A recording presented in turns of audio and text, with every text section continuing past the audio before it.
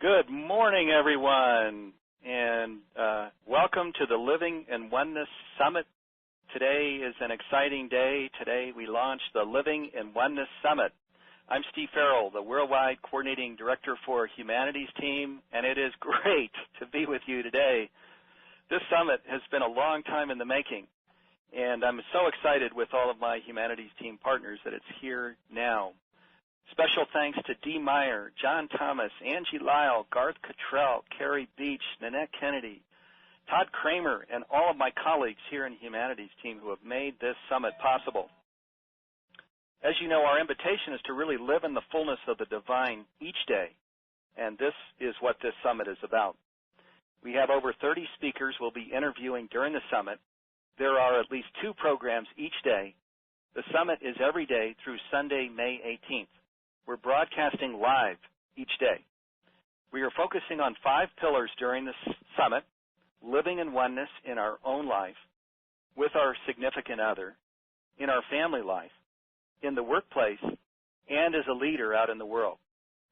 Many share they understand intellectually what oneness with the divine is about, but they share new habits and patterns in daily living have been slow to come along.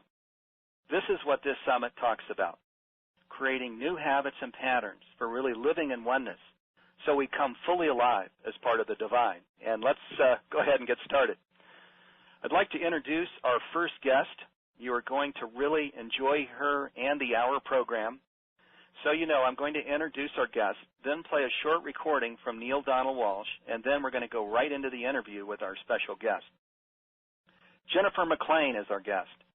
In 2006, McLean left the corporate scene to integrate her digital and traditional marketing savvy to launch McLean Master Works, a socially responsible and conscious company that supports and empowers shifts in perception for elevating global awareness.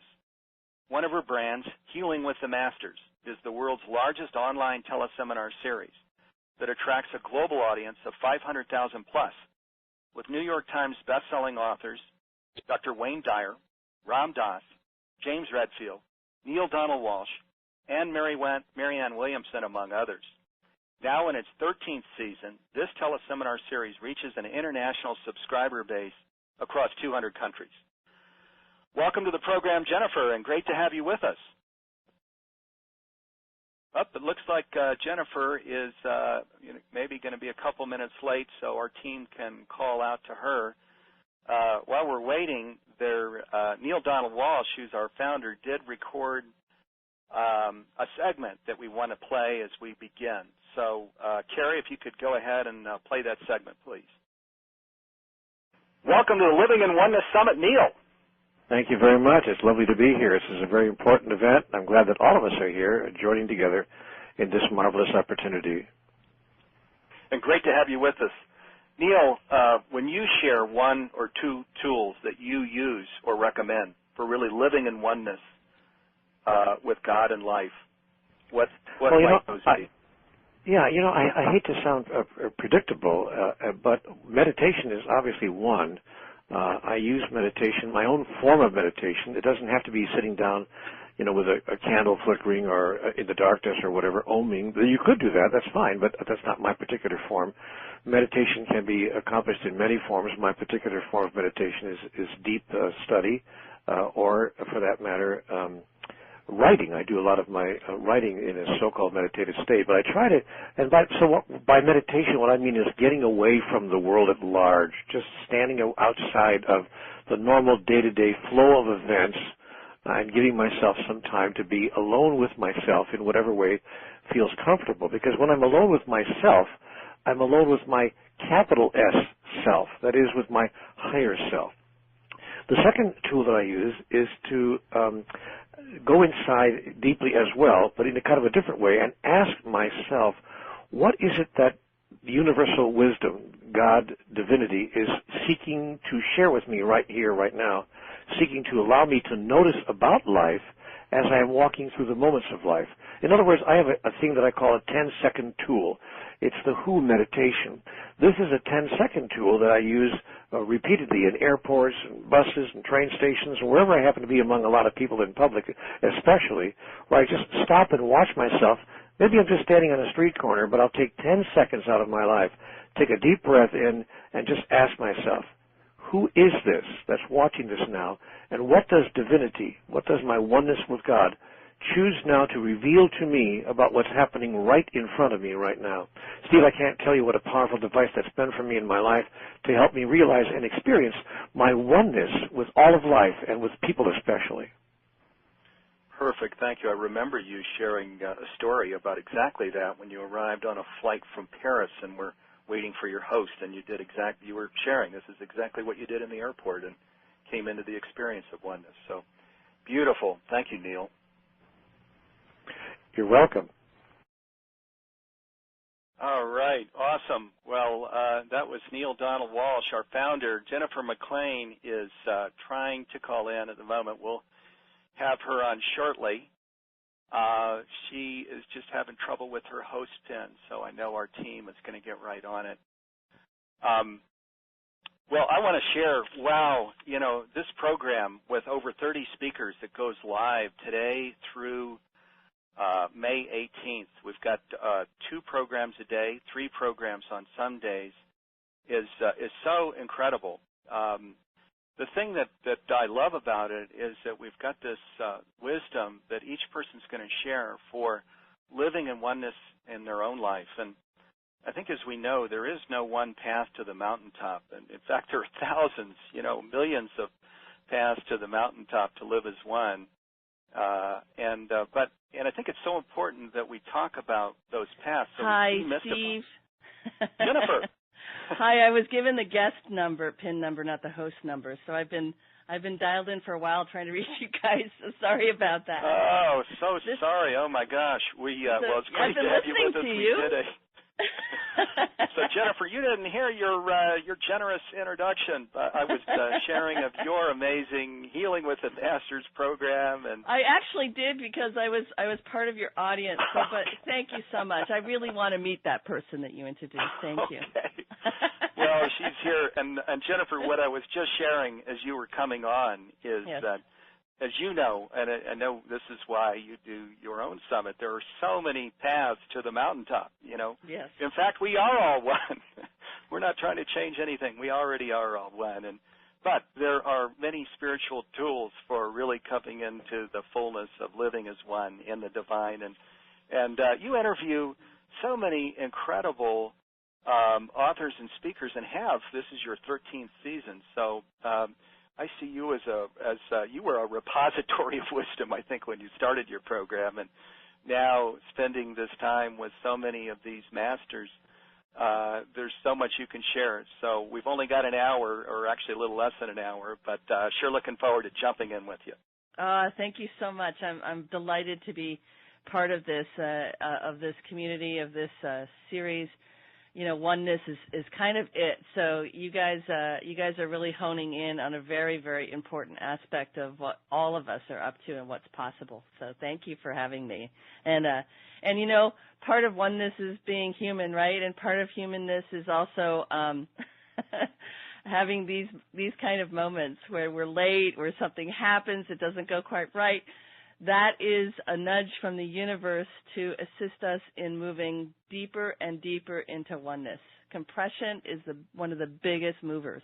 So here I am in a moment of compression. Absolutely. And don't we always know that everything is really divine and everything is well, just as it is. And like you say, even where somebody's a couple minutes late, we've known with this summit and all of our programs in Humanities Team where, we feel like we're doing the work of the divine, awakening ourselves and the world to oneness,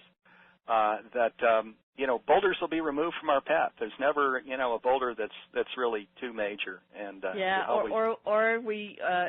it'll be removed or we'll move past it. It's interesting. The boulder in an energy field is the same as a boulder in a river, and it creates eddies. It creates moments of stillness and moments of great activity.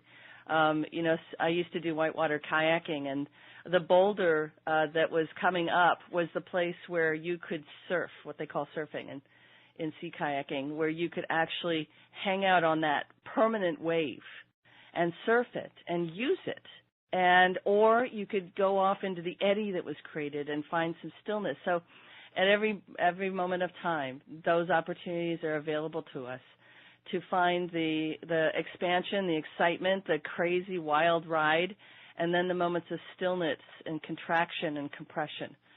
All of it is a never-ending set of seasons for us.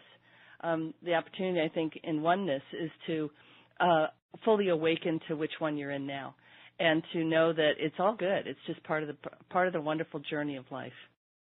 I'm so glad you started with that experience, Jennifer. I was going to share that that you were a healer in craniosacral polarity and Reiki therapies, and were practicing those modalities for more than 18 years before. Yeah, it's actually 22 now I've been practicing. I even have my own system of healing called body dialoguing that I kind of formulated after about 6 or 7 years of doing those ones. I realized that there's something different that I do with those modalities, and formulated my own called body dialoguing.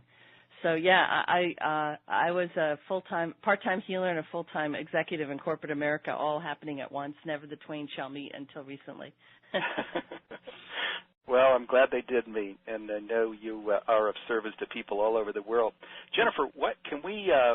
Let's since we've already started in just this conversation of your personal life and your professional career. Can you just take us down a little deeper now into, you mentioned, you've kind of got your own modality now, your own process. What is that like? What is your spiritual toolkit? How do you stay centered in oneness? Wow, it's a great question. And, just as we talked about earlier, there are seasons. And there are chapters of each of us have chapters in our life that contain full-blown novels within them. And the same is true of my healing system. The same is true of the healing I've experienced. And the current chapter is really about self-love. The book started with pain and suffering. I had a very, very, very bad TMJ, which is temporal mandibular joint, which is the jaw. Issue, and I basically had a headache for 3 years, and I had migraines 3, 4, 5 times a week, devastating migraines, and I was on the verge of getting surgery, and I was in the surgeon's office, and this pamphlet kind of fell on the floor at my feet, and I picked it up, and it was an alternative way to manage it, and it was craniosacral therapy. I didn't know that. It was an orthodontist who did applied kinesiology, which is muscle testing, with a splint, where he actually muscle tested to see if the splint was at the right place for where my body was, and then his wife did craniosacral therapy. And together, these two, within the first session, I had instant relief, and within 3 months, I was virtually cured. I still have a little weakness there, but when I'm under undue stress, it kind of shows up again. But generally speaking, it was cured from that moment forward. I'm like, what the hell happened? What was that? Oh my God! So I immediately said, okay, I got to check out this craniosacral therapy. And there's courses for people to take all over the world in craniosacral therapy by the Upledger Association. There's other ones too, but the Upledger is the most well-known one. I went through his entire program, and then I found this advanced craniosacral program through the polarity work that I was doing. And I studied with that person, and I studied with several advanced craniosacral people while I was also taking polarity. So there I was, becoming a healer, and didn't know why. Just did it for the sake of curiosity. At the same time, I read, thousands and thousands of books. From the time I was 23 when I had my spiritual awakening, I was reading tons of books about spirituality, about who are we and what are we doing here. And all of those were to overcome sexual abuse in childhood. All of it was to overcome really quite a challenging childhood. And those things set us up. The times of suffering from me set us up. They set us up to ask questions. They set us up to say, what the heck? They set us up to move in new directions. They nudge us, sometimes with 2x4s if we're not listening. They nudge us into our expansion. And that was my story. So it took me on this amazing journey of healing. It was really for myself. it's funny, I say this sometimes in my group coaching work that I do in my membership site. We have about 2,500 members who come and join me a couple Saturdays a month. And we do body dialoguing together in a group format. And I say, you're basically showing up because this is what I'm going through now. And when we do it together. And that's also the opportunity with oneness, I believe, is to start doing it together. You know, I have this joke. There's a hint that we're not supposed to be doing this by ourselves. It's called 7 billion people. That's a hint that we're not in this alone. So more recently, the healing work went from body dialoguing, which is about moving into your being, moving into the place of discomfort in your body. Because for me, the body is where this stuff is really loudest. And it's also where it lands kind of last in the whole process of trauma. So if you move into your body and say, well, where do I feel that? That emotion that feels like it's coming from the outside, where do I feel that in my body? And then go to that place in your body and feel from a place of deep support. Have a conversation with that aspect and allow yourself to understand what's happening, who you are.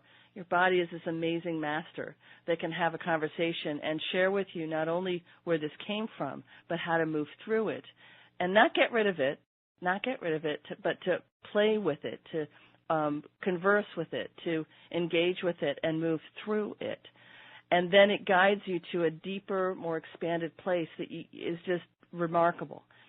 And from that place, you now have a new footing. I would call it a new vibrational frequency. You have a new set of consciousness, a new angle of perception on the things in your life. And the more you do body dialoguing, it's a very simple 5-minute process. The more you do it, the more you have a better conscious awareness. So the new mode for me within body dialoguing is really about self-love.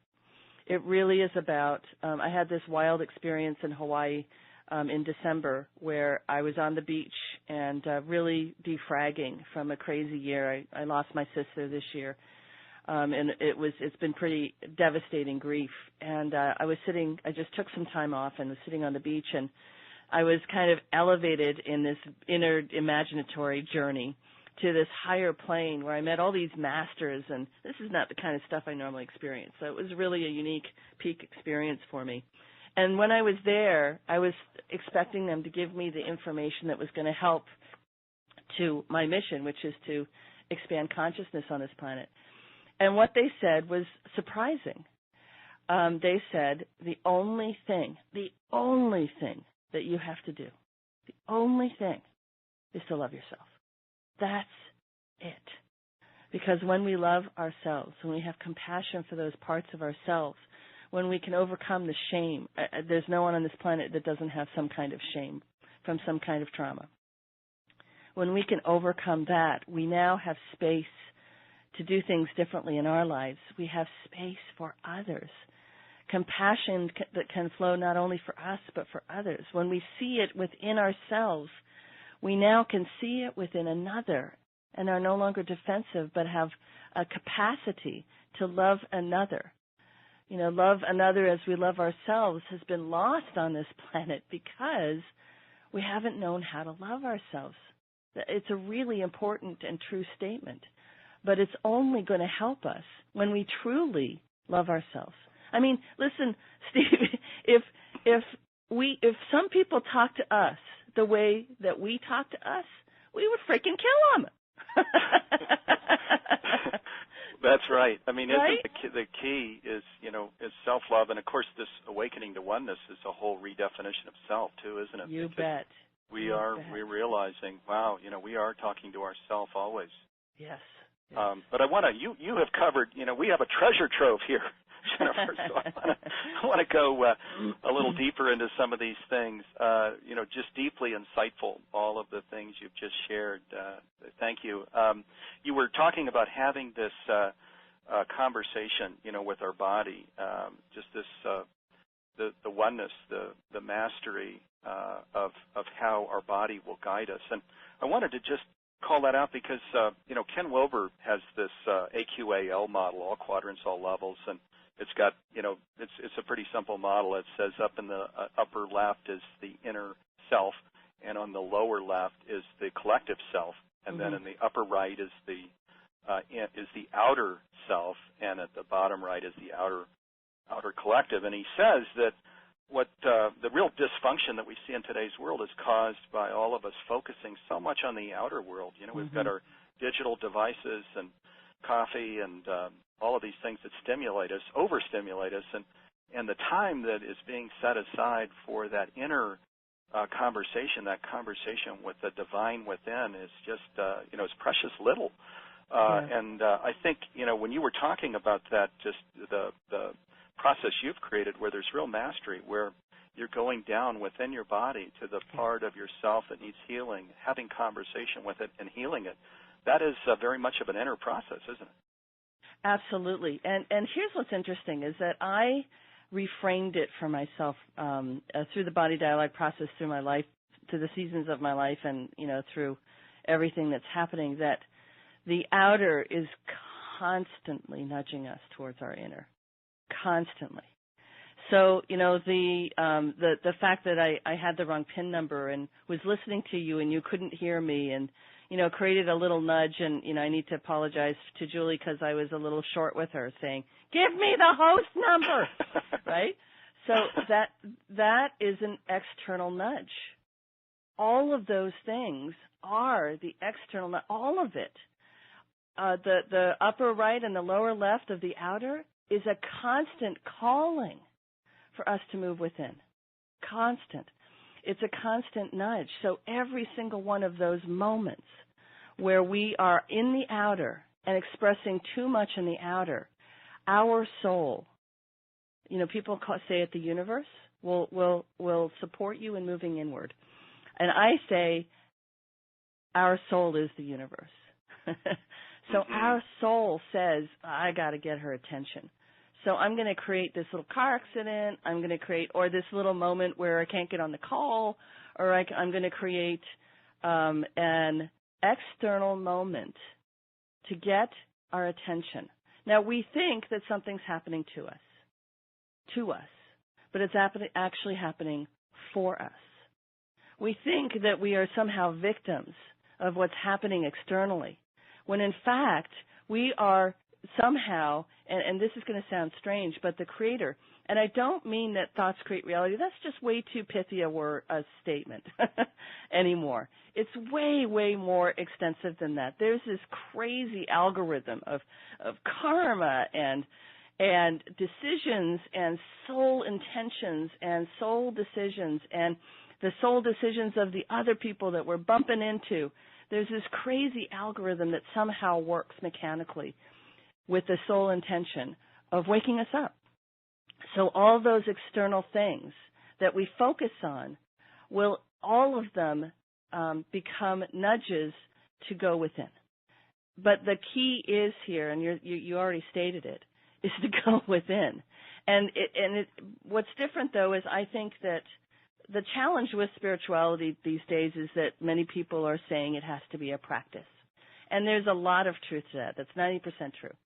The 10% piece of it that sometimes is concerning is when we have to make it work. It has to be work. Oh, I didn't do my practice today. Like I didn't go to the gym or I didn't eat healthy. All of those things are contributing to density. When we make something matter, it becomes denser, right? Matter is density.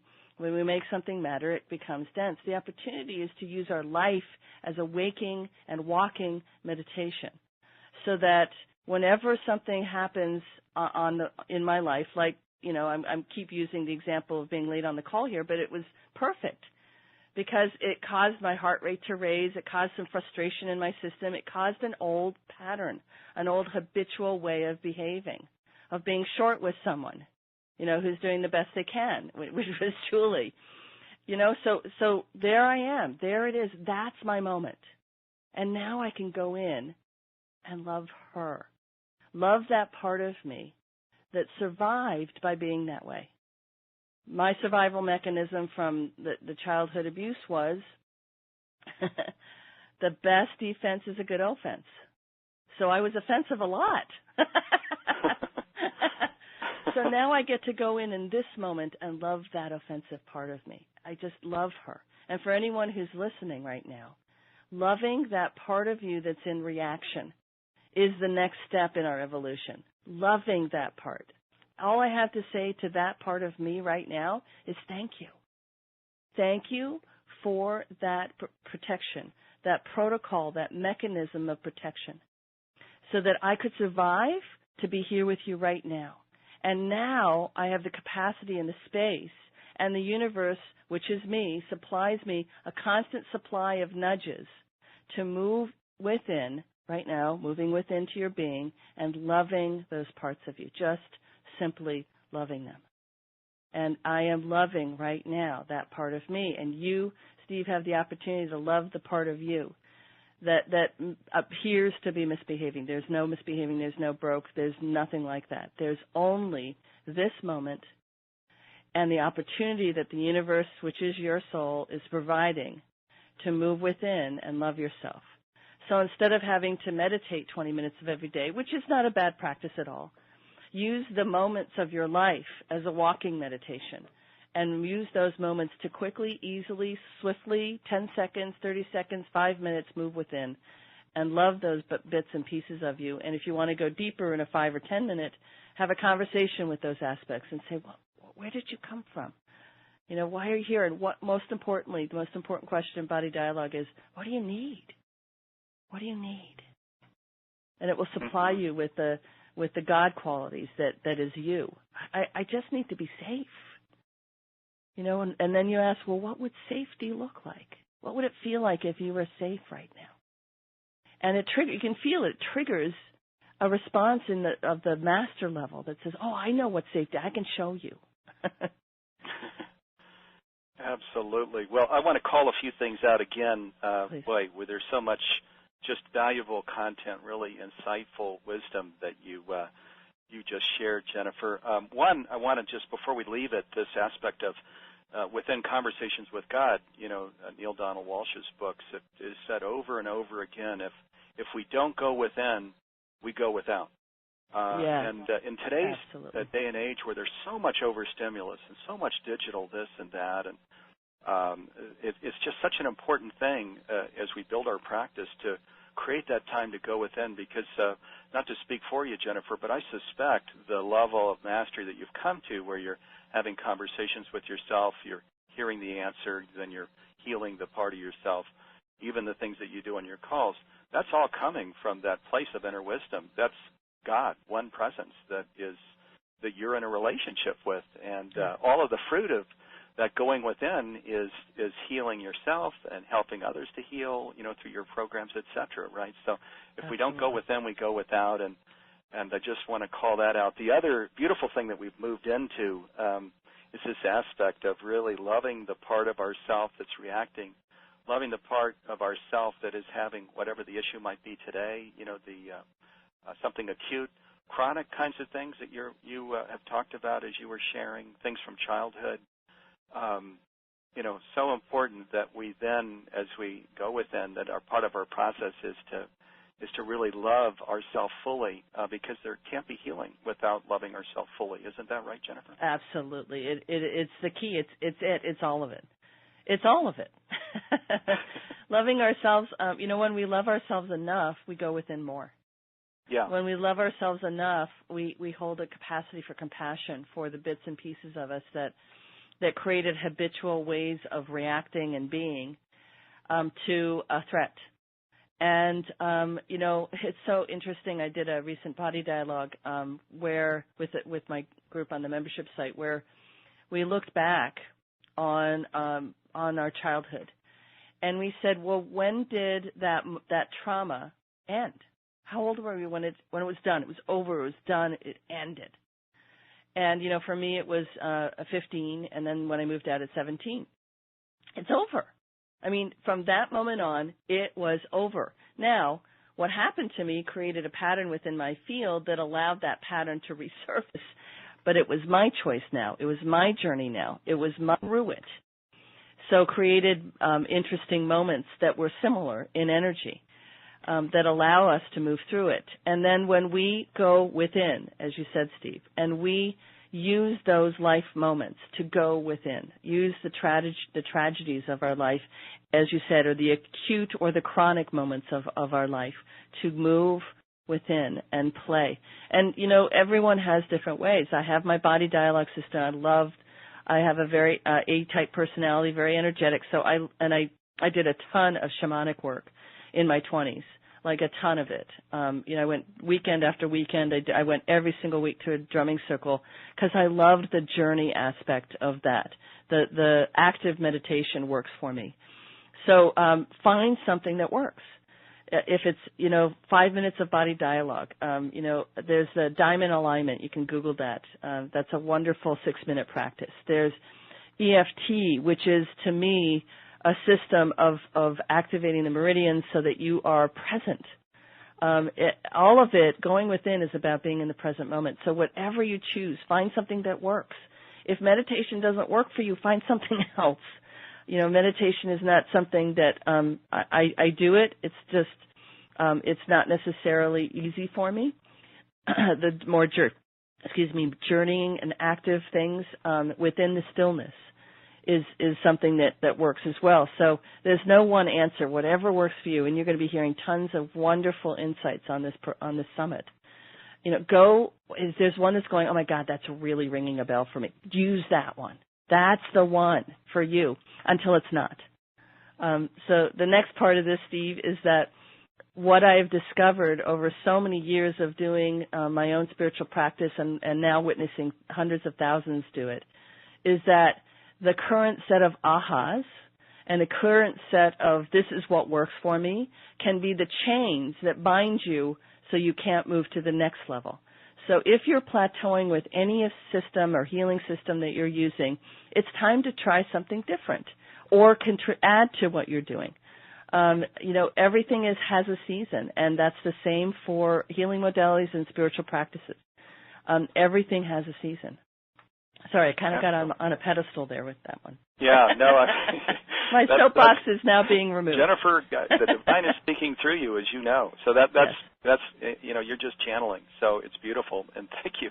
Just a quick note to listeners: go to the livingin1.com site. At the bottom, you'll see program and replay. You can click on that. Over on the right margin, you'll see the May 7 Jennifer McLean, and feel free to put your inspirations and comments there in that window. And during the summit, we'll be bringing in some of those inspirations and comments. Jennifer, just to move into, you've actually discussed a lot of practical applications, especially in the realm of physical healing, physical, emotional, spiritual healing. Mm-hmm. I know one of the things you also talk about is overcoming financial issues, even, through this process of living as one. Can we bring in that as a practical application? Because I know a lot of people are concerned about finances. Yeah, it's super, super, super simple. But we really complicate it. I'm going to go back to a theme that I've been talking about today. Love yourself.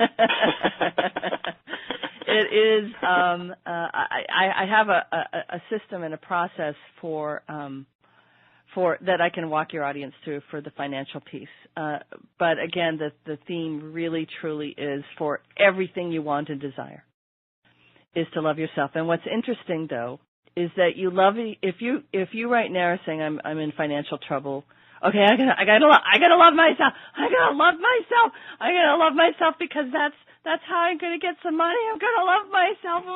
If I love myself, so you feel the energy of I'm gonna do it to get it. That's the opposite of receiving. That's the opposite of financial abundance. That's the opposite of financial abundance is flow, and it's the flow of love. It's the flow of gratitude. So the challenge that many of us face with financial upset is that it's really scary. So I'm going to honor that scary part. Yeah, it's really, really scary. So is it okay if we do just a little process around financial? Please, this is wonderful. This is no better way than the experiential. Okay. So let's start with I'm scared. Let's just start there. So let's move within the body and go to the place in your body that's scared. That's it. And go to there's two kind of energies at play here. There's the emotional body and the physical body. There's actually three, and the mental body. And the physical body holds it, so we're going to go to the physical body and just to the place where scared is. So is it okay if you're my guinea pig, Steve? Absolutely. So where in your body is the scared about financial piece? Scared about financial piece. Well, I would say when I feel that, it would definitely be in my stomach. Okay, so bring your attention into your stomach. And become aware that as you bring your full attention into your body, like within it, that you're also going to be conversing with the emotional piece of that. And there's an emotional energy. And there's also a thought, a mental energy with it. So just hanging out with I call the Holy Trinity of density, the Holy Trinity of 3 dimensions, which is the emotions, the body, the physical, and the mental thoughts. So just being present with that aspect and saying to that aspect really, really clearly, I'm here, I'm present, and I'm not going anywhere. So the rest of your audience, wherever it is in your body, you're saying to this kind of trinity, I'm here, and I'm present, and I'm not going anywhere. I'm here, I'm present, I want to hear what you have to share. I want to talk to you. Good. So we say that little bit. First of all, I hear you. I hear the scary. And I love you. I care that you're scared. I care about you. I care so deeply. And I'm here listening to you now, and I care. I really, really care. I love you very, very much. I love this scared part. I love you. I'm so, so sorry for what happened. I'm so sorry for what happened to create that scary part. Yes. And the fear was very real. I get it. And the fear is very real. I get it. And I'm so sorry. I'm so sorry for what's happening now, for what's happened before. I really, really care. I'm here present, and I'm loving you. I love you. And I want to thank you. I want to thank you for somehow how this scary piece protected me in the past. That this scary part of me protected me. And I just want to thank you for that protection. Thank you for the protection, and I love you. And I love you so much. I really love you. I'm so sorry. I care so deeply about you. Now, beautiful, scary part. What is it that you need? So, Steve, if you were to ask that scary part, what does it need? Does it have an answer?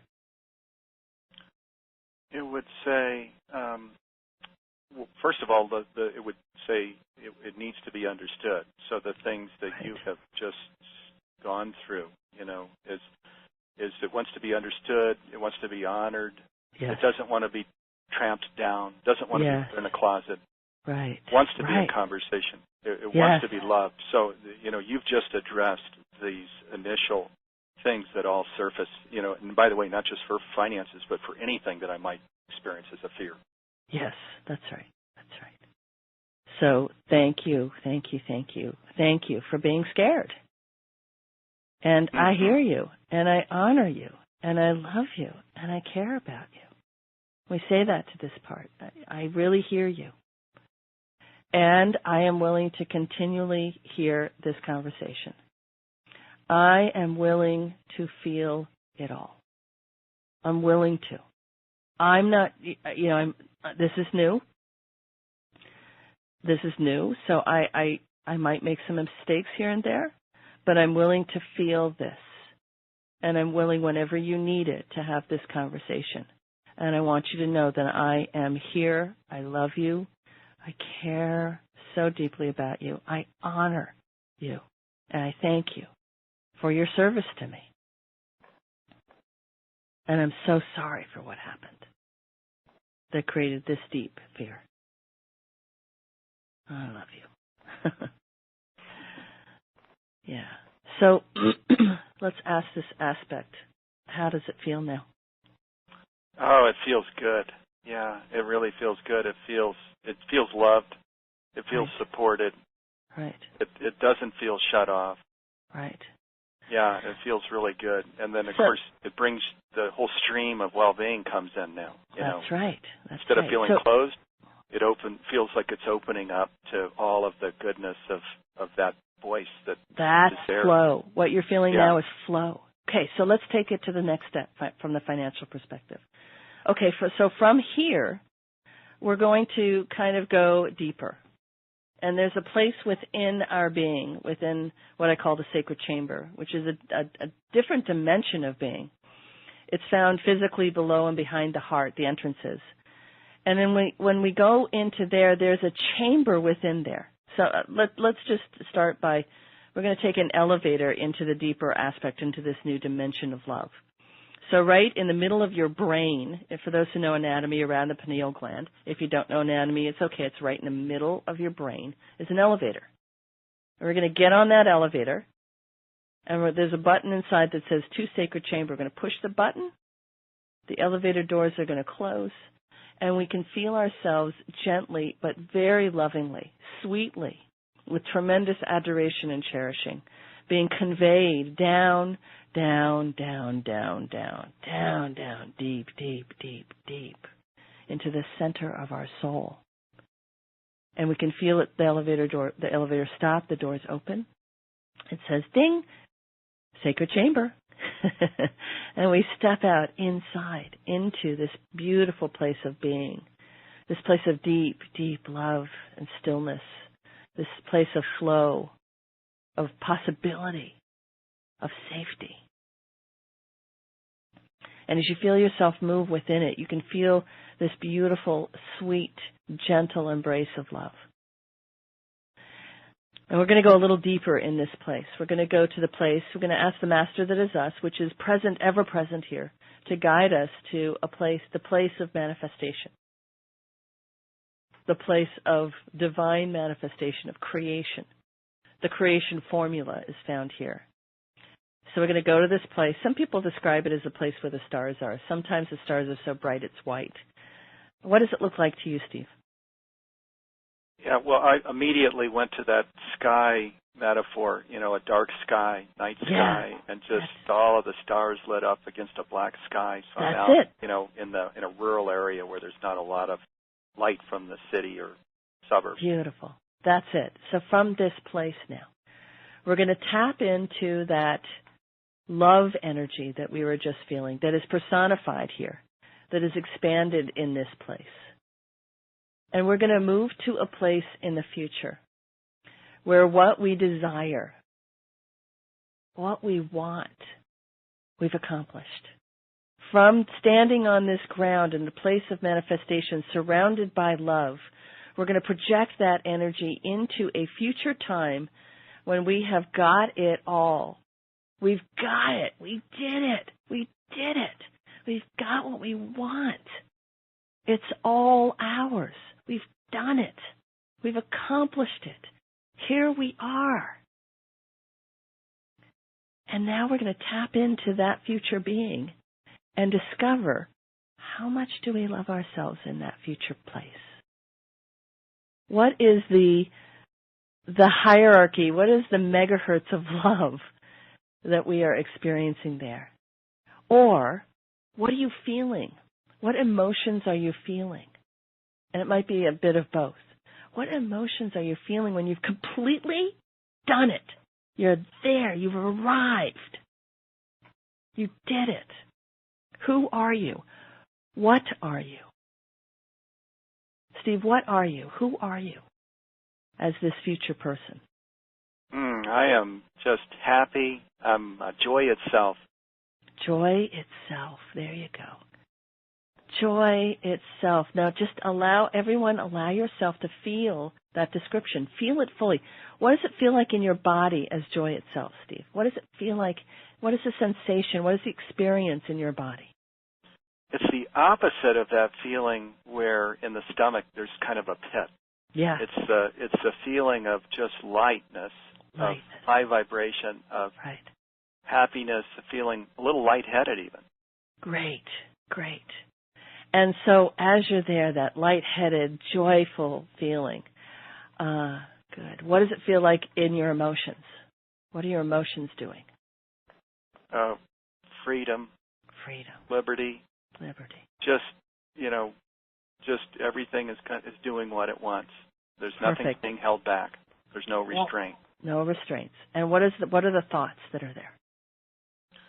The thoughts are, oh man, this is what the divine is. Yeah. This is maybe what was always there. And wow, I'm feeling it. Yes, feel it. So just allow the full expression of all of it to be felt right now in your body, in this future self. Now, in this future self, look into that place where there was previously fear. What's there now? Yeah, it's like there's nothing there. Yeah. It's almost like you're reading something on a page that you're just kind of scratching your head about. That's right, because you don't even have a comprehension of it. Mm-hmm. Okay. Wonderful. So feel this feeling. Just create a little marker in your field right now of this feeling. Just take note in this moment of what this feeling is. Just take note. And now we're going to move back into our sacred chamber. We're going to move out of the place of manifestation into the sacred chamber proper. And we're just going to muse on it. Just what does it feel like now in your sacred chamber with this feeling kind of inculcated in your being? Yeah, it feels very light. That's it. So that feeling is the creative formula for you for manifestation.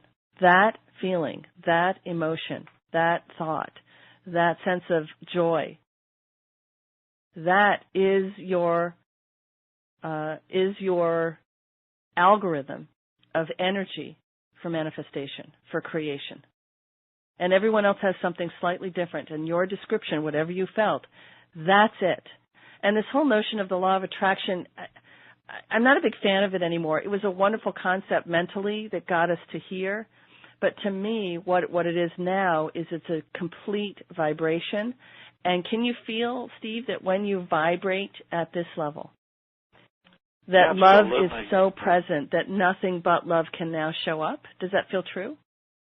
Absolutely. I want to bring in, and not to get sidetracked, but for me, one of the things that helps me stay in this place or come back into this place where I lose attraction and come out is this aspect of the work I'm doing, Jennifer, you're doing, probably many of our listeners doing, which is, awakening ourselves and the world around us to oneness. And, in a sense, this thing that's 2,000 years old, seek ye first the kingdom of God and all things will be done unto you. So where we're doing this healing work with ourselves and with others, where we're really being of service, I think we're helped to kind of be brought to this place. And if we fall out of it, as we all do, we're brought right back. This is the kingdom of heaven. You're right. What you just described is the kingdom of heaven. And we can bring it to earth. But there's a but and an and here. The opportunity is many of us in the spiritual realm beat the crap out of ourselves when we lose this place. But the point of us being in this place at this time in the evolution of humanity is to use those moments to move back in and love ourselves. To love the aspect that's beating the crap out of yourself for not loving yourself. to use the nudges of our life. So every single moment of our life now becomes a walking meditation. Now becomes an opportunity to go, oh yeah, I'm upset right now, but there's an opportunity for me to love that upset part.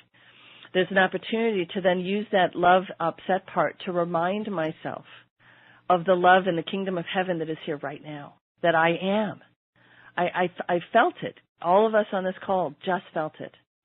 And moving into that energy constantly by using the nudges of our soul, which is the life that is showing up. I call it the life adventures. The life adventures of it. You're writing your own book, and you're in the title, The Life Adventures of Jennifer McLean. And those adventures are here to nudge you into an expansion that couldn't be possible without those adventures.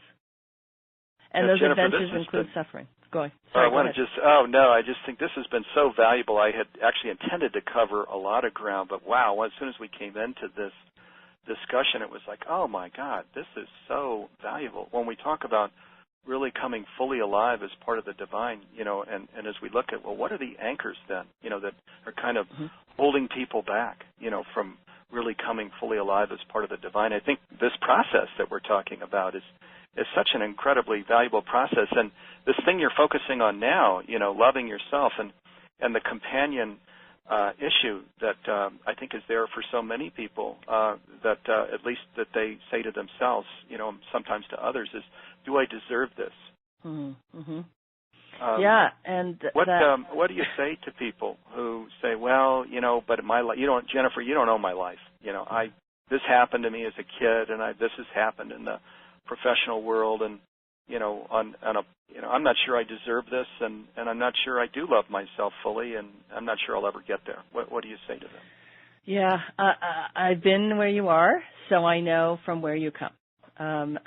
Everyone has a unique experience of that, but many of us who are on this series have had incredible life challenges, so that we can say, I know where you come from,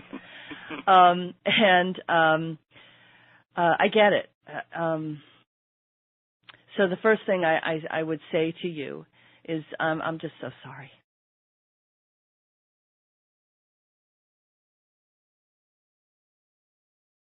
I'm really feeling into the deep pain of the many souls who are listening, and I'm just going to say, I'm so sorry. I'm so sorry. And I get that the notion of love is a faraway concept. I get it.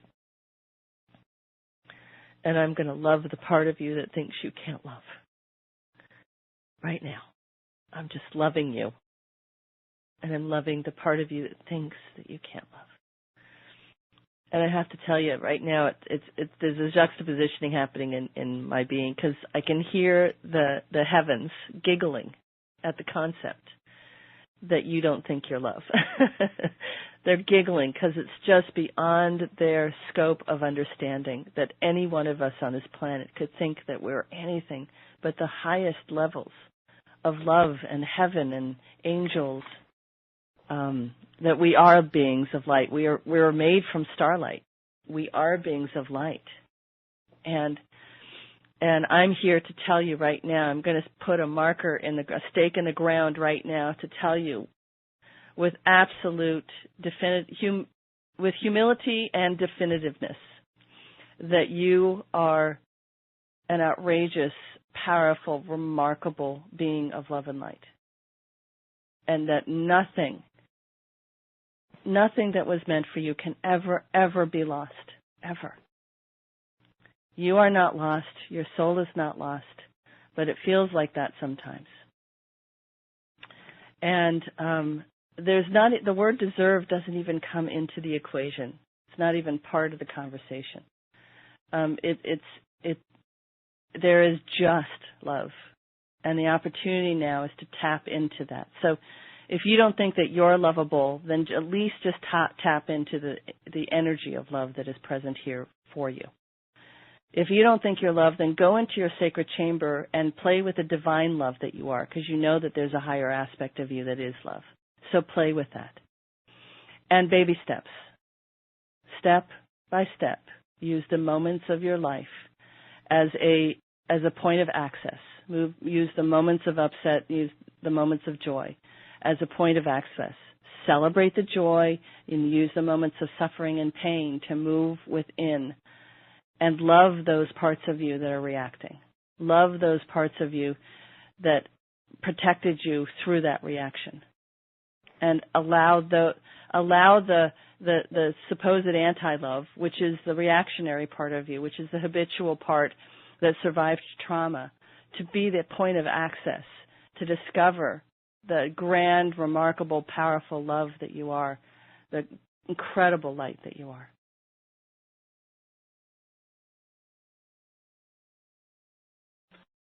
Oh, gosh.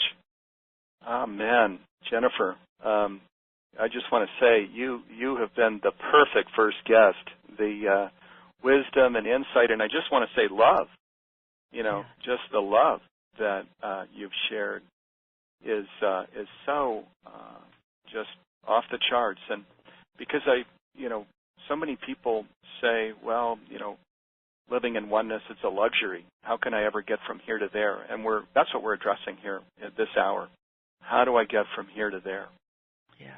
What are concrete steps I can take that help me go from these areas of pain and challenge to this place of heaven, of just real joy and with health and well-being and prosperity and all of these things. And it's amazing, Steve, because I don't know anyone right now. I don't know anyone who isn't being compressed.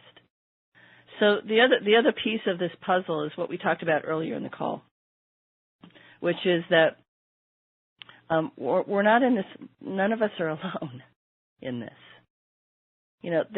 There's a huge evolutionary shift happening for every soul on this planet. There's lots of people that are leaving as a result. They're going to, well, from my perspective, they feel they can do more from the other side.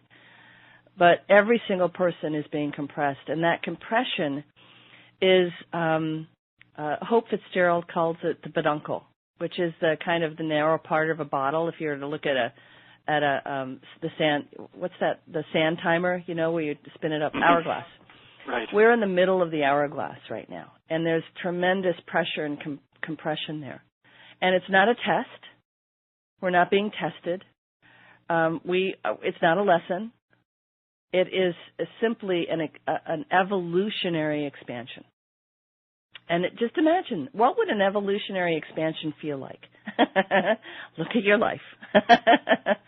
The compression in your life is here to facilitate that expansion. It is a birth, truly a birth. We are in the peduncle, the narrow part of the hourglass, which is the birth canal into a new us.